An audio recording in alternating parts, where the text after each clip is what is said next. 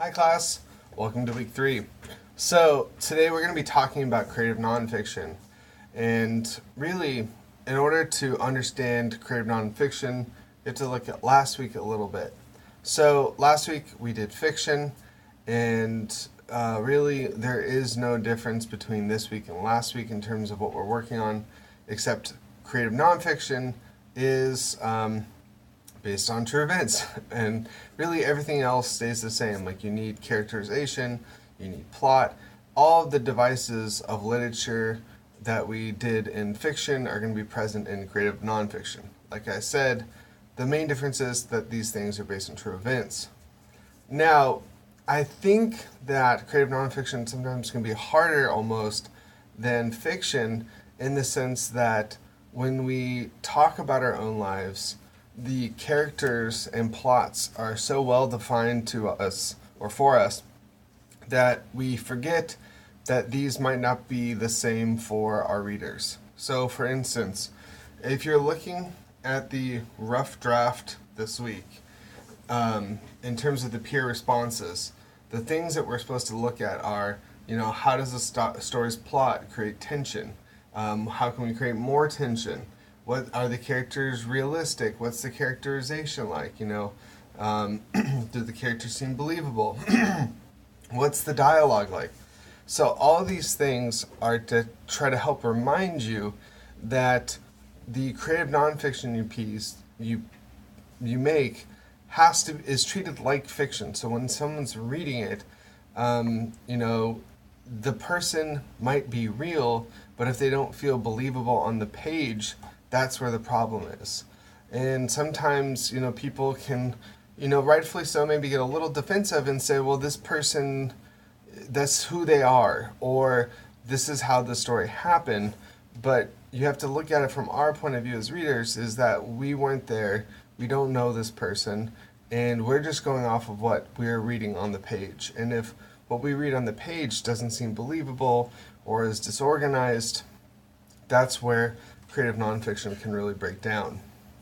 And so, in many ways, when you write creative nonfiction, you need to treat it like fiction and think about, your characterization and how you are conveying that person's personality, indirectly or directly. And, of how they talk in real life, how do you mimic that? How do you translate that? And so a lot of ways, what your job is translating what happened and the people in that moment to something written, and that's very difficult.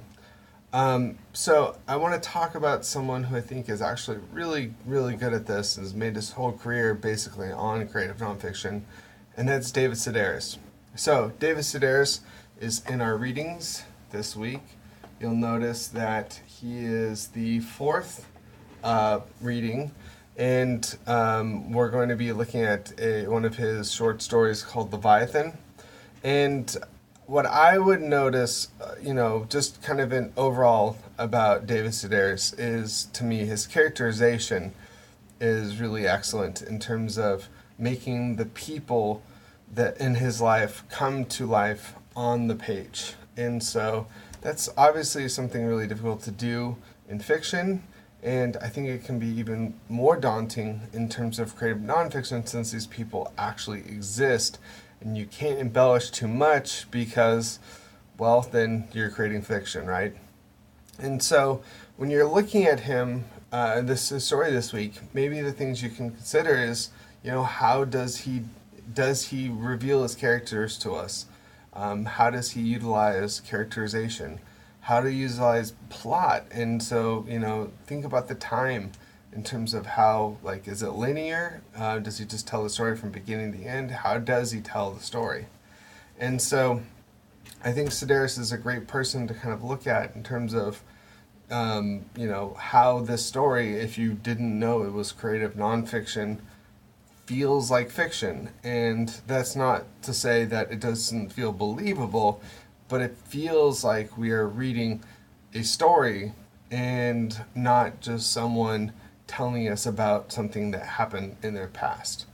And so basically this week when we're doing our peer reviews, one of the things we're going to try to do is to make sure that the story you're trying to tell is as close to fiction as possible in terms of using all the same devices that fiction uses, but just basing it off of something that's real.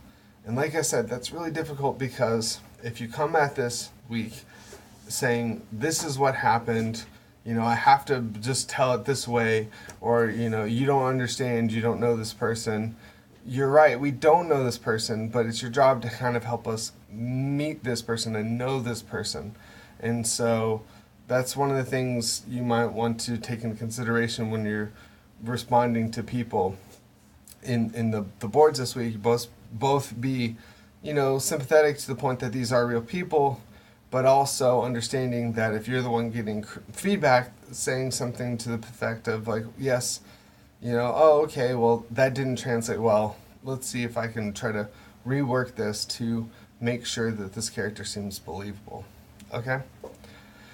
All right, so I think this will be a really fun week in terms of kind of continuing our discussions on what goes into a story, and just kind of doing it with something new and different. So, like always, if you have any questions, please let me know. Also, I would like to set up phone calls with all of you about your work. We don't have to do this weekly. It could be whenever you want. But I've been trying to do that last week and this week, and I'm going to be trying to continue that, kind of maybe stepping up my outreach.